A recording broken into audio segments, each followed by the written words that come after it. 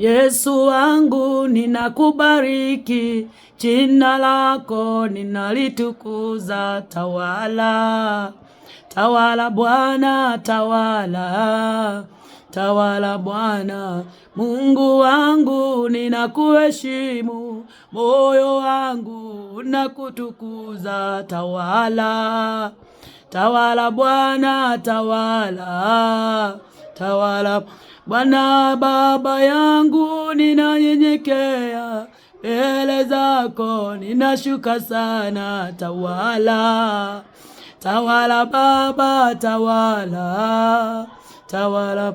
Oh, hakuna mwingine wa kufanana nawe. Tawala, tawala Yesu, tawala, tawala Bwana, tawala, tawala Bwana.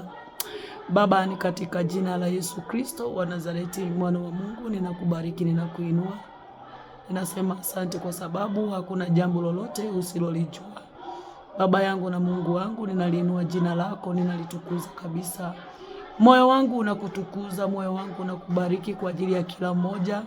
Ni kwa ajili ya kila mmoja anayesikiliza maneno unayoweka kwenye kinywa changu Bwana. Ninajua Mungu hawasikilizi katika mwili, bali wanasikiliza katika roho na kuyapokea na kufunguliwa. Katika jina la Yesu Kristo tutasoma katika kitabu cha Zaburi 18 mstari wa kwanza. Neno la Mungu linasema, wewe Bwana ni nguvu zangu na kupenda sana. Bwana ni jabali langu na boma langu na mwokozi wangu. Mungu wangu, mwamba wangu, ninayemkimbilia, ngao yangu na pembe yangu, wokovu wangu na ngome yangu. Nitamuita Bwana astahiliye kusifiwa, hivyo nitaokoka na adui zangu. Bwana Yesu asifiwe. Mungu ni ngome yako, ni kimbilio lako, ni msaada wako. Mungu ni tegemeo lako. Usikate tamaa, usihuzunike, usimwache Mungu kwa sababu ya hali yoyote unayopitia. Nataka nikutie moyo asubuhi ya leo, nikwambie majaribu unayoona, vita unayoona ni ya kitambo kidogo tu. Mfanye Mungu awe msaada wako, mfanye Mungu awe mwamba wako, umkimbilie yeye, afanyike ngao yako, na wewe utaokolewa na mikono ya watesi wako. Bwana Yesu asifiwe. Jina la Bwana Yesu liinuliwe sana.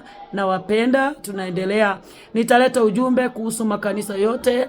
Ninasikia Roho Mtakatifu akiongea na mimi bado kuhusu makanisa. Ninasikia Mungu akiniambia nizidi kuonya watumishi wa Mungu, nizidi kufikisha ujumbe kwa namna hii, kwa sababu sina njia nyingine ninaweza kufikisha nayo. Bwana awabariki sana.